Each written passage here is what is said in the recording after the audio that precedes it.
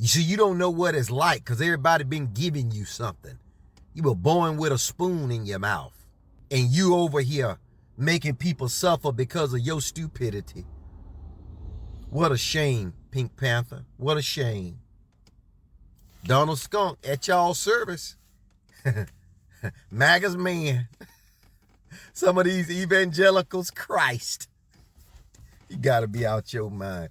The Democrats said we want to negotiate on health care. The Republicans said we're not going to negotiate, to the tune of they're not even in D.C. And then a judge, Trump threatens the fact that, if there's no government opening, then I'm going to not pay out SNAP. Then we find out that there is money to pay out SNAP, and he's just not going to do it. So then MAGA finds out that they're the majority of the people on SNAP and Medicare and most of the government assistance. Racism meant Black people couldn't always participate in those programs. Christmas is coming in 6 weeks, and millions of Americans are wondering how they'll afford to eat for either one. 42 million people, families, kids, elderly folks, just found out their SNAP benefits might disappear, right as we head into the most expensive food season of the year, right when every grocery store jacks up prices for the holidays. And here's the brutal irony. Most of them voted for this. The same crowd that spent years screaming no handouts, no welfare state, is now panicking because their government assistance got cut. The bootstrap people just realized their bootstraps were government issued the whole time. This isn't politics anymore. This is arithmetic, and hunger doesn't negotiate. Welcome back to Mind Mirror. Let's talk about what happens when ideology crashes into empty refrigerators. Okay. Halloween just passed. They took food stamps. Some people ain't getting paid. And they want us to go Christmas shopping? I guess the only people who could be going Christmas shopping is the rich people, because I don't see too many. This gonna be a poor-ass Christmas. I'm gonna tell you that now. Thanksgiving ain't never got here yet. Poor-ass Christmas. And he's not wrong. $6 a day for food. That's the average SNAP benefit. 40% of recipients? Children. Kids going hungry because adults played political games with real lives. Start organizing now. Food pantries, community fridges, church programs. This is survival infrastructure. Don't wait for politicians. Let's talk fraud, waste, and abuse in the SNAP program. Because in 2023, these were the numbers. So in 2023, about 70% of recipients were this. 39% were children, 20% were elderly, 10% were non-elderly individuals with a disability. The average benefit was $177 per month. Now that's the average, which means half of them were getting under $177 per month for food assistance. And that doesn't seem like a lot. Now without SNAP, kids are gonna go hungry, elderly are gonna go hungry, people with disabilities are gonna go hungry. And we're not giving people thousands and thousands of dollars a month. They're not loading up carts and buying lobster and all of this stuff. This is essential food programs that people need. People are gonna go hungry without this. 40% of the people on here are children. And of course, the Republicans made huge tax cuts to billionaires instead of helping people in need. This is what the Republicans want. It is sad. Let's talk priorities. Tax cuts for billionaires? Passed instantly. Military budgets that could house every homeless person 3 times over? No questions asked. But $8 billion monthly to feed 42 million Americans, including elderly and disabled folks? Suddenly the cupboard's bare. That's not fiscal responsibility. That's revealing who matters and who doesn't. Here's the brutal economic truth. Hungry people can't be productive. You can't job hunt effectively when your kids are crying from hunger. You can't bootstrap your way up when all your energy goes to just surviving another day. Countries that starve their populations don't prosper. They implode. This isn't about charity or handouts. It's basic economic infrastructure, like roads or schools. But when your policymakers have never once worried about their next meal, they treat hunger like theory instead of reality. That disconnect is why we're watching this crisis unfold. I'm aware that not everything political is super black and white, and often there is space for nuance, but there is one belief that I hold that I think is relatively straightforward. If there is a reserve of money put to one side that can be used to provide food and essential benefits to children and families and people who are doing it tough, and you choose to not give people access to that money, you're a bad person. End of story. Okay, guys, I'm a little confused. The government is shut down right now because they couldn't pass a bill due to the fact that Democrats wanted to negotiate on the healthcare premiums that are effectively going to go up, which citizens are receiving notifications that their healthcare premiums are going to go up. If you're not fully understanding exactly what that means, look up what happened to the Virginia Beach teachers, because they got a pay increase last year, and then this year they got notified that their health insurance premiums were going up 110%. So that's essentially what the Democrats are trying to avoid for the rest of, the United States of America. The Republicans screwed us in the big beautiful bill, which all of the Democrats voted no to, but because it was a different type of procedure, it required different types of votes, if that makes sense. If not, go look up how our government works. So that's why I'm kind of confused, because the Democrats said we want to negotiate on healthcare. The Republicans said we're not going to negotiate, to the tune of they're not even in DC. And then a judge, Trump threatens the fact that, if there's no government opening, then I'm going to not pay out SNAP. Then we find out that there is money to pay out SNAP, and he's just not going to do it. So then MAGA finds out that they're the majority of the people on SNAP and Medicare and most of the government assistance. Racism meant black people couldn't always participate in those programs. So one side wants to negotiate healthcare premiums. After Virginia teachers got raises, then immediately lost it all to 110% insurance spikes, and the other side just left, didn't show up to negotiate. That's not governance, that's desertion. Then when courts ordered benefits released, suddenly judges don't run the country. Except that's exactly how checks and balances work. The system specifically designed to prevent authoritarian overreach. If your representatives won't show up to do the job, they're not representing you. Period. So then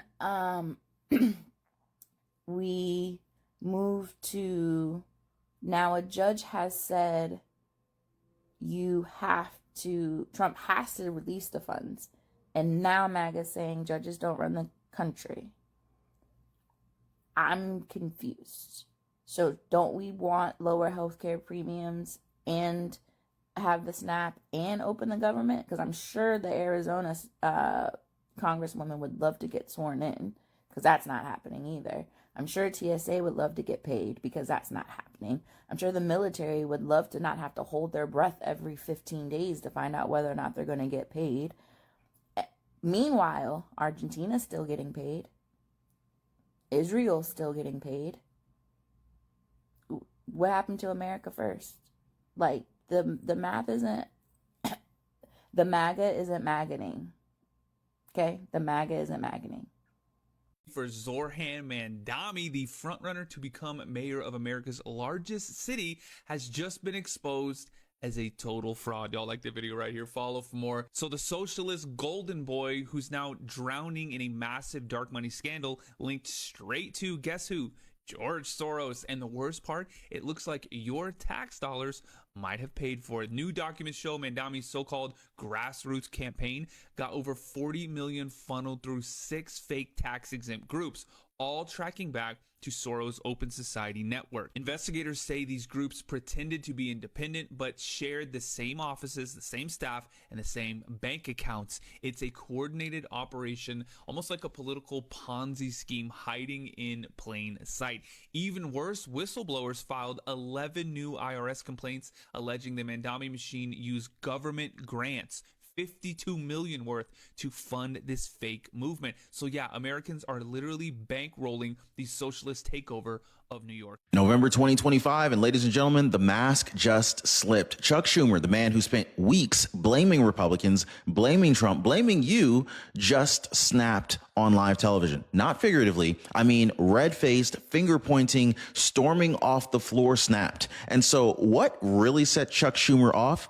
It was the truth. Because for the first time, the Schumer shutdown isn't a GOP talking point. It is his nightmare. SNAP benefits are collapsing. Food stamp funding is days from running dry. And the same Democrats who promised to fight for working families, they're now playing politics with their dinner tables. Now, meanwhile, President Trump, calm, deliberate, methodical, has ordered his legal team to get clarity from the courts before acting, refusing to break the law, even as Democrats dare him to do so. I mean, he's feeding Americans with facts, not with fear. And this is what's driving Chuck Schumer and his cronies absolutely insane. But here's the part that the media won't touch. Behind the shouting and the shutdown lies a deeper scandal, one that ties SNAP, the border crisis, and the Democrats' desperate push for control into one very explosive story. Look, Chuck Schumer's meltdown wasn't random.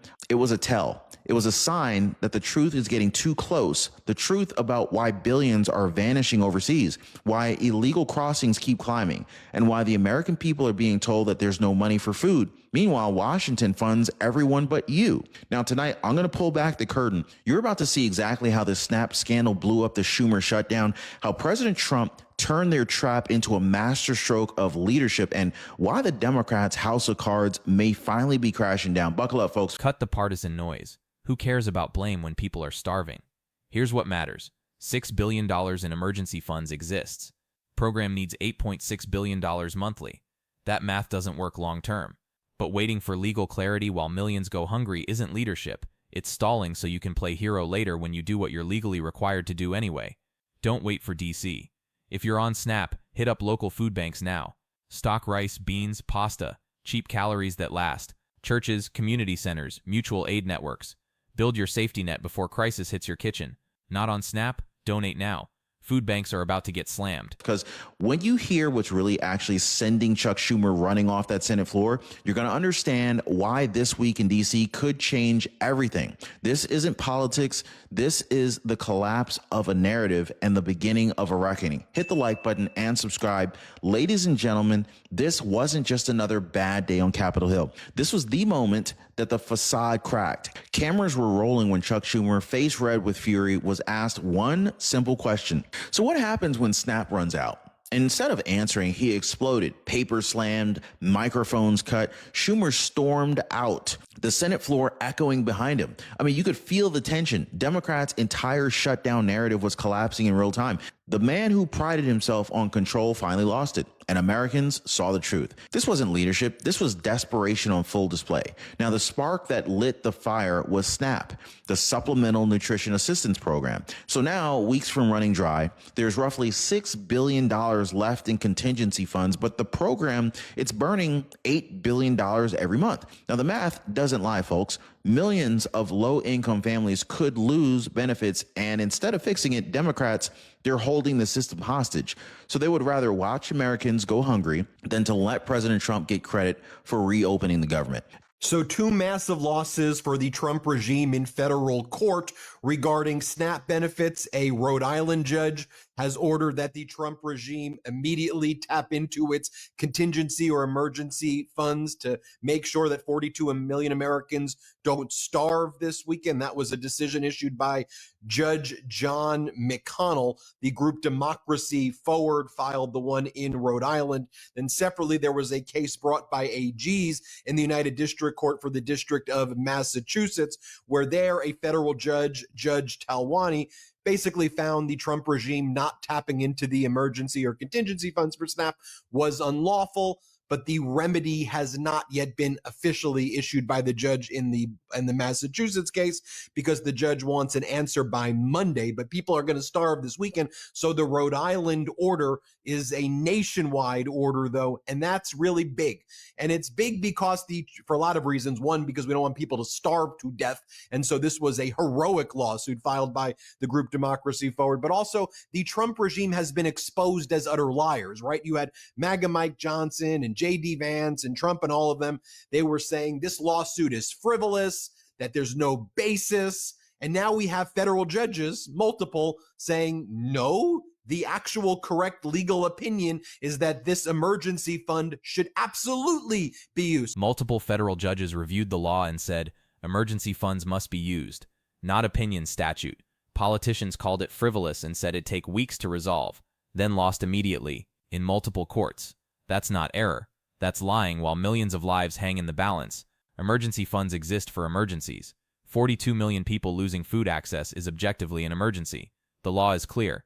Lesson: when politicians claim something's legally impossible, fact check them, because they'll lie straight to your face about what the law actually says. So here's what MAGA Mike said, and now that we know what the federal judges have ordered, what MAGA Mike said should just show you that whenever this guy opens up his mouth, he freaking lies about everything. Here, play this clip. Are lying about that, and I think they know that. Some of the ones who are out saying it are actually attorneys. They can read the black letter law themselves. They've even filed a lawsuit, you saw, to try to do it. Why?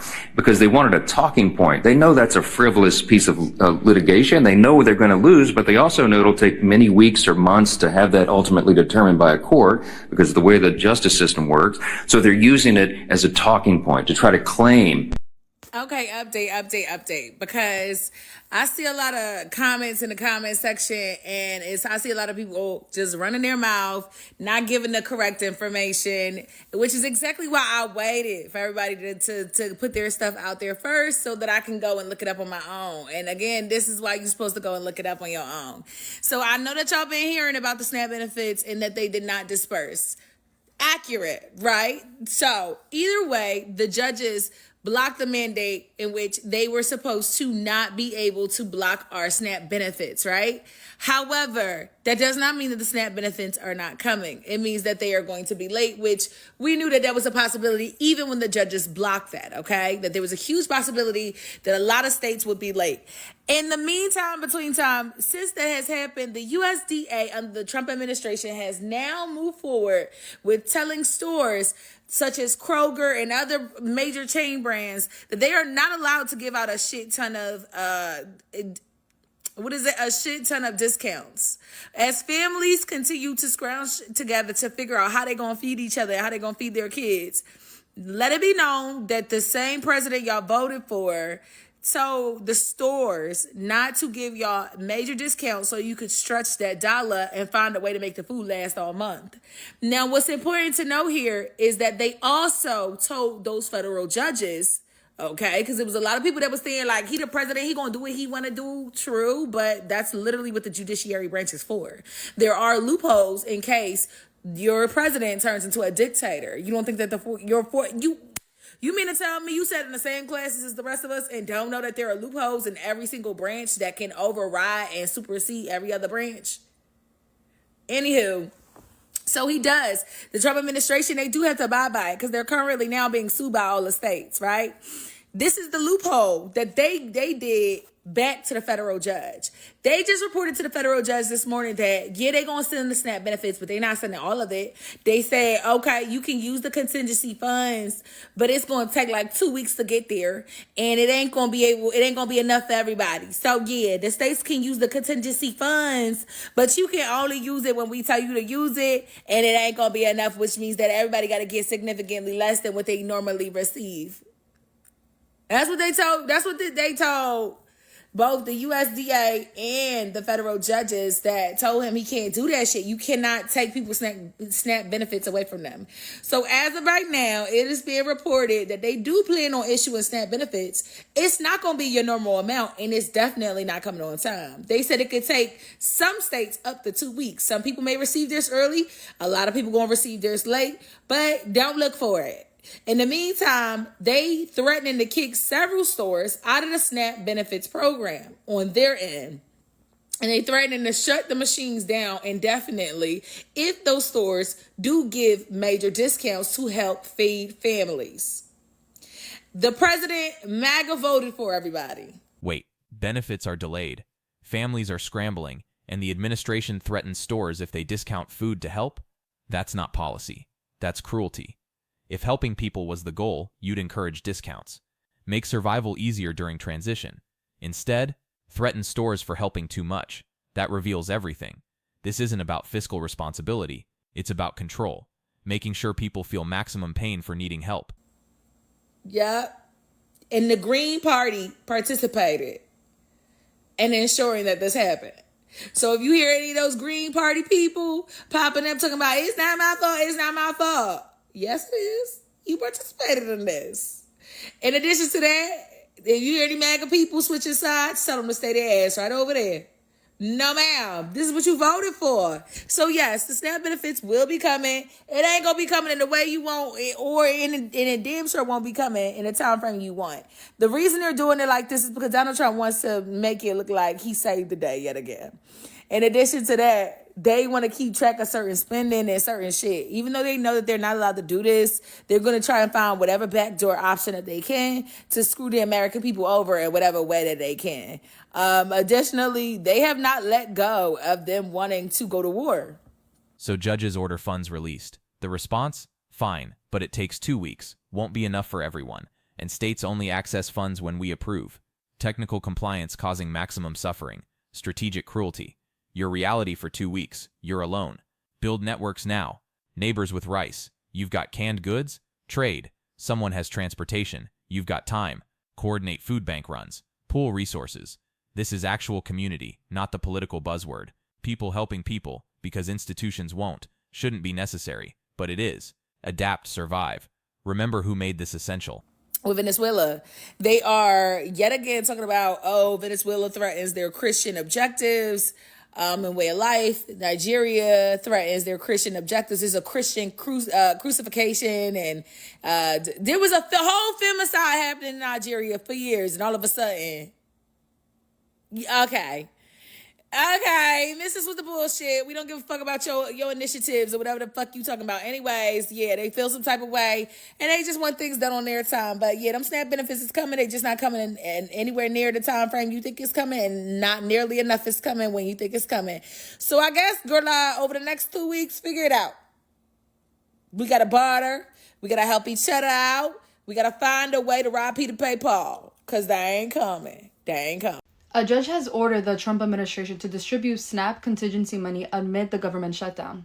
A federal judge in Rhode Island has temporarily ordered the Trump administration to continue funding benefits for SNAP. The court is orally at this time ordering the USDA must distribute the contingency money timely or as soon as possible for the November 1st payments to be made, U.S. District Judge John McConnell Jr. stated.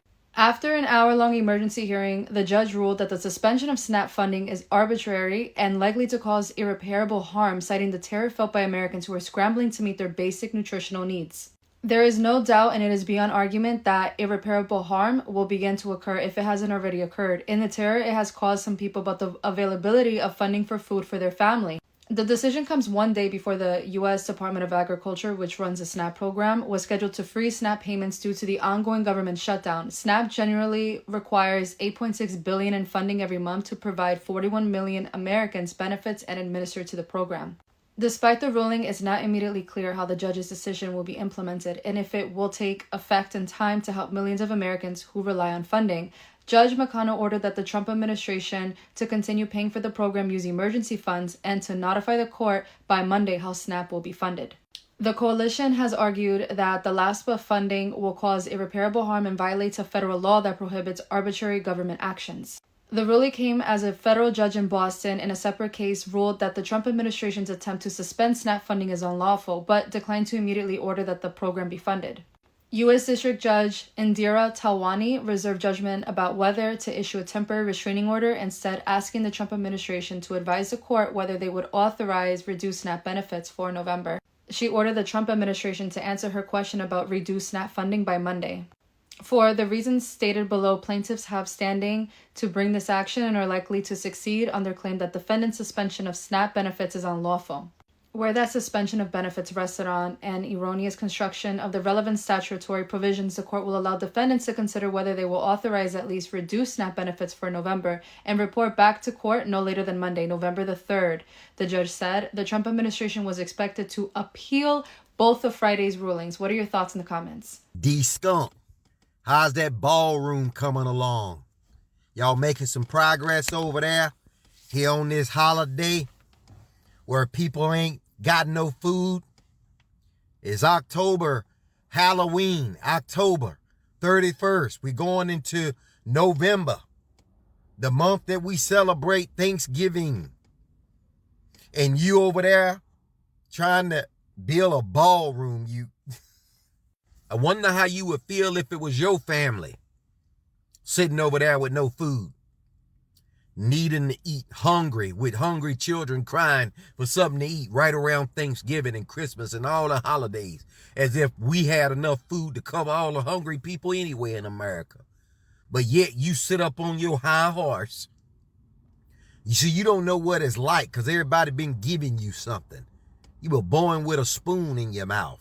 And you over here making people suffer because of your stupidity. What a shame, Pink Panther. What a shame. Donald Skunk at y'all's service. MAGA's man. Some of these evangelicals, Christ. You gotta be out your mind. I'm Pastor. I'm out. Ride! How's that ballroom coming? 42 million starving while someone builds ballrooms. That's the disconnect. Policymakers have never missed a meal, never chose between feeding kids and paying rent, never needed a food bank, born comfortable, think everyone else is just lazy. Reality check. Poverty isn't moral failure. Medical emergency, job loss, pandemic. Any can push you from stable to desperate in months. Safety nets exist because life is unpredictable, not because people are weak. Anyone who's never faced instability shouldn't make policy about it.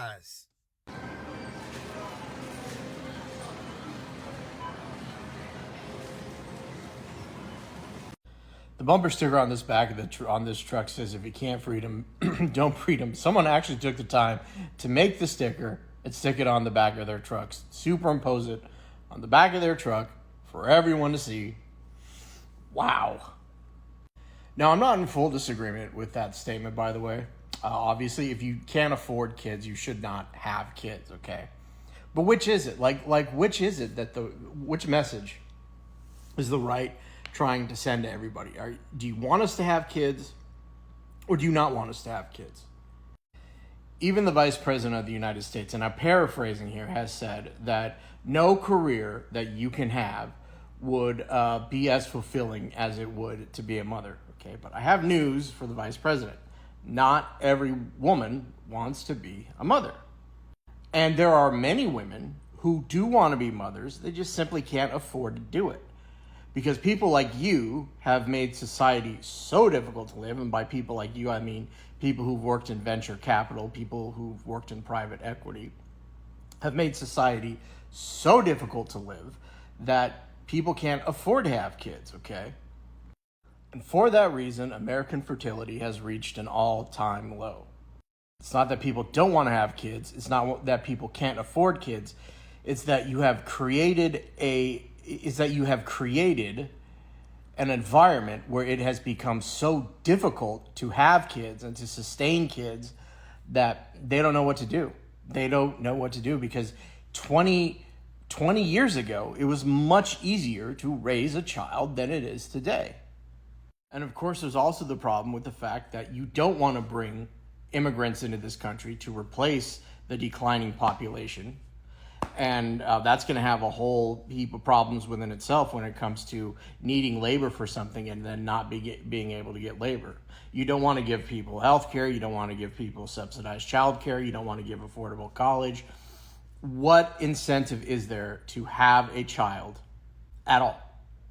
You see, a lot can happen in 18 years, right? Because that's how long you're legally required to have a child for, even though children now stay in their parents' home for longer. But a lot can happen in 18 years. Let's say you had a steady job, good paycheck, and an affordable house in 2018, and you ended up having a kid.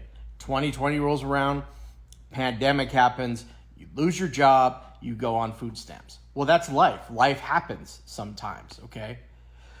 You were able to afford a kid when you had the kid, but now circumstances have changed and now you can't afford to have one, and now some asshole in a truck that's way too big for his britches is going to sit there and lecture you on not being able to afford kids when life happens. A lot could happen in 18 years, Okay, this is why you need social safety nets. This is why you need affordable housing. This is why you need food stamps. This is why you need childcare, because we don't know what's going to happen in the future. Can't afford kids, don't have them.